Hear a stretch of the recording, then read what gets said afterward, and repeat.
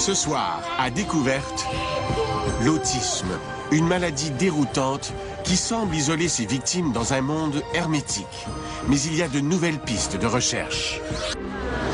Bonsoir, mesdames, messieurs, et bienvenue à Découverte. L'autisme est une maladie troublante qui se manifeste assez tôt dans la vie, dès l'âge de 2 ans. Elle semble enfermer ses victimes dans un monde hermétique, un monde qui empêche ou rend très difficile les communications avec les autres. Tous les ans au Québec, on diagnostique près de 500 nouveaux cas d'autisme. C'est 4 fois plus que durant les années 1970. Pourquoi cette augmentation et quelle est la cause de cette maladie troublante? Voici ce que nous avons découvert à ce sujet.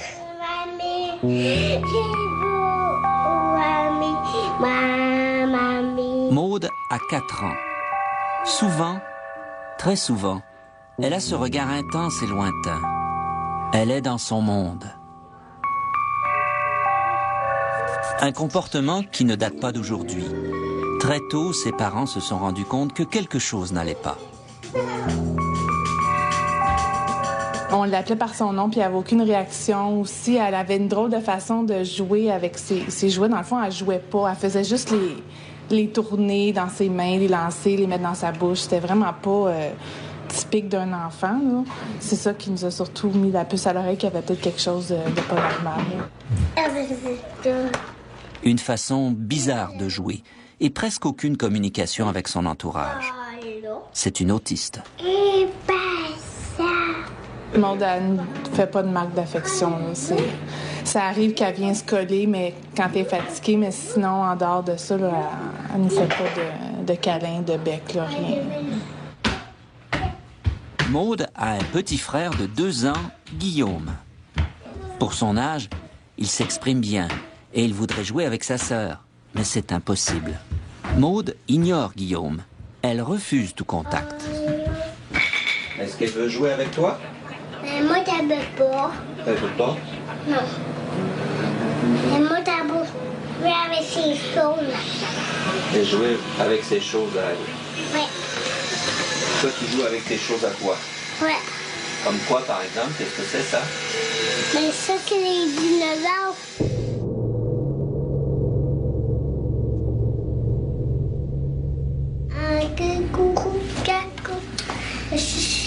Félix, lui aussi, est autiste. Et comme Maude, à 4 ans, il ne parle pas. Regarde, tu veux me mettre une bougie? Aujourd'hui, Félix est venu rencontrer le docteur Fonbonne.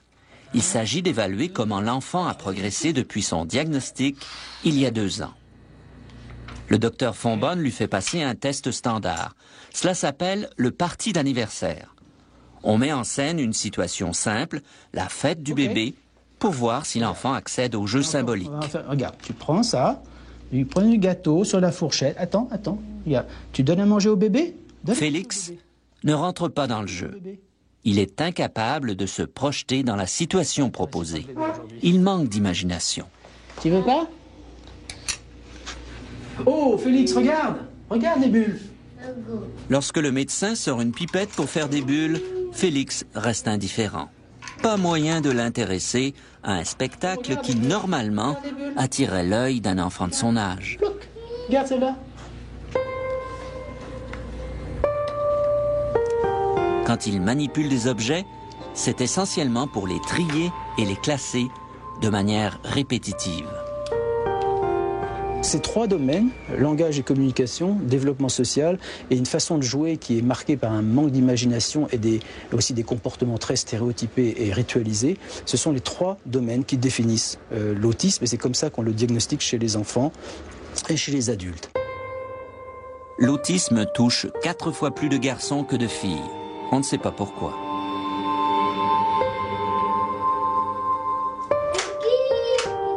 Cette maladie a sans doute toujours existé, mais on ne l'a décrite scientifiquement qu'en 1943. 1 an plus tard, on a ajouté des cas semblables, mais plus légers. Ils portent le nom du médecin autrichien qui les a décrits, le syndrome d'Asperger.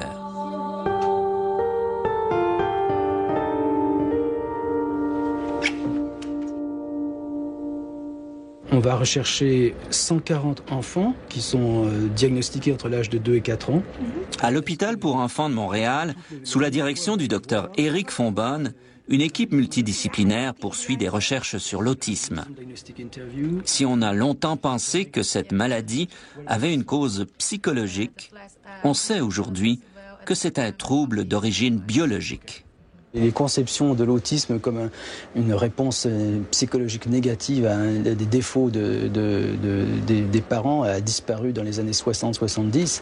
À cette époque-là, on a montré plusieurs choses, qu'il y avait des troubles du développement cérébral dans l'autisme, une grande incidence de l'épilepsie, puisqu'environ 20 à 25% des enfants autistes développent des épilepsies au cours de leur vie, une incidence importante du retard mental associé à l'autisme. Environ 70% des enfants autistes ont un degré important de retard intellectuel, et non seulement ils sont retardés, mais ils ont aussi des profils neuropsychologiques qui sont tout à fait spécifiques, qui ne peuvent pas s'expliquer par des hypothèses environnementales.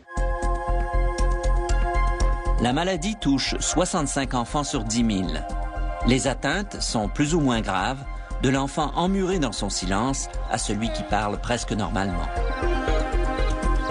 Parce qu'on diagnostique mieux l'autisme et à un âge plus jeune, à 2 ans ou à 3 ans, on a pensé qu'il s'agissait d'une épidémie qui aurait une cause environnementale. À partir d'observations troublantes sur des enfants vaccinés, on a soupçonné que le vaccin contre la rougeole, les oreillons et la rubéole, soit en abrégé le vaccin ROR, pouvait être la cause de la maladie.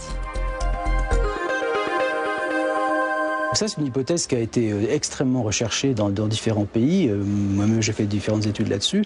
Et au jour d'aujourd'hui, tout le monde reconnaît que toutes les études épidémiologiques qui ont été faites sur cette possible association sont toutes négatives. Et c'est plusieurs groupes dans différents pays. Et donc, on a par exemple montré qu'il n'y avait aucune connexion dans les pays où on introduisait la vaccination ROR à un certain moment donné. Ça n'était pas suivi par une augmentation des taux d'autisme. Il y a des pays où on a arrêté la vaccination ROR, et le Japon, et ça n'a pas entraîné de décroissance des diagnostics d'autisme. Actuellement, la recherche sur les causes se tourne surtout vers la génétique. Et cela pour une bonne raison qui reste peu connue. De toutes les maladies psychiatriques ou du développement neurologique, c'est l'autisme qui a la composante génétique la plus élevée.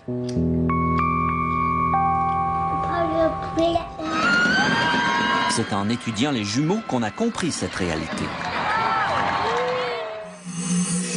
Règle générale, si un enfant est atteint, son jumeau identique le sera aussi. Par contre, un jumeau non identique a très peu de chances d'être atteint, une probabilité d'à peine 3 à 4%. Cette différence très importante entre les jumeaux identiques, qu'on qualifie de monozygotes, et les jumeaux non identiques, qu'on qualifie de dizygotes, indique aux chercheurs qu'il y a plusieurs gènes qui agissent ensemble pour déterminer l'autisme. Voici pourquoi. Si la maladie est déterminée par plus qu'un gène et qu'en plus il faut ces deux gènes-là pour causer la maladie, à ce moment-là, en fait, les chances de mon frère dizygote d'avoir ces deux mêmes gènes-là, ça devient 1,5 fois 1,5, ça fait 1/4. Okay? Si en fait, il y a 3 gènes qui déterminent la maladie, okay? Donc la probabilité d'avoir le même gène, ça devient 1,5 fois 1,5 fois 1,5, ça devient 1/8. S'il y a 5 gènes, donc vous faites les calculs et donc ça va devenir de moins en moins important. L'avantage qu'il y ait plusieurs gènes impliqués, c'est que la maladie reste peu fréquente. En fait, il faut avoir hérité de ses parents d'une combinaison très particulière de plusieurs gènes pour être autiste. L'inconvénient, c'est que cela complique le travail des chercheurs. Le docteur Joubert en sait quelque chose. On n'a pas à proprement parler identifié des gènes de susceptibilité. Ce qu'on a identifié, ce sont des localisations chromosomiques. Le gène, c'est un élément qui est très petit sur les chromosomes. Et donc, quand on dit qu'on a trouvé des régions qui sont liées à l'autisme, cela veut dire qu'on a trouvé, en fait, on a localisé le gène de manière plus précise sur les génomes. Mais on n'a pas identifié les gènes eux-mêmes.